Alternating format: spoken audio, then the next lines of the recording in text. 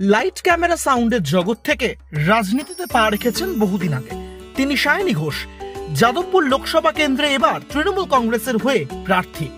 প্রচন্ড গরমে মাঝে মাঝে শরীর খারাপ যেরকম হচ্ছে, ঠিক তেমন ভাবেই নিজের প্রচারকে একেবারে সবার সামনে তুলে ধরতেও মরিয়া সায়নী ঘোষ।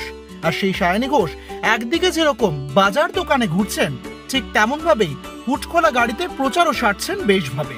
আর তার মধ্যেই কখনো সাধারণ মানুষের আবদার রাখতে তুলছেন সেলফিও।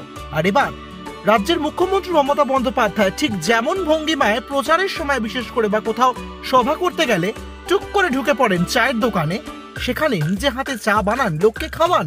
আর এবার ঠিক একই রকম পন্থায় সায়নী ঘোষও করলেন একই রকম কাজ। না, তিনি চা করলেন না, বরং ডিম পাউরুটি ভাজলেন। নিজেই শটান প্রচারের মাঝেই ঢুকে পড়লেন একটি দোকানে। তারপর কি করলেন? তারপর নিজেই গরম তেলে ডিম ফাটিয়ে তার মধ্যে পাউরুটি দিয়ে সুন্দর করে বানিয়ে ফেললেন ডিম পাউরুটি। অনেকে বলছেন রাজ্যের মুখ্যমন্ত্রী মমতা বন্দ্যোপাধ্যায়ের আদর্শকে একেবারে মেনে নিয়েছেন তিনি। ঠিক যেমন ভাবে সাধারণ মানুষের মধ্যে মিশে যান মমতা বন্দ্যোপাধ্যায়, লোকসভা নির্বাচনও ঠিক তেমনই যেন। আর তিনি তো প্রার্থী, তাকে তো সাধারণ মানুষের মন কুড়োতেই হবে। তার জন্যই এবার নিজে হাতে ডিম পাউরুটি ভাজলেন সায়নী ঘোষ। দেখুন সেই ভিডিও।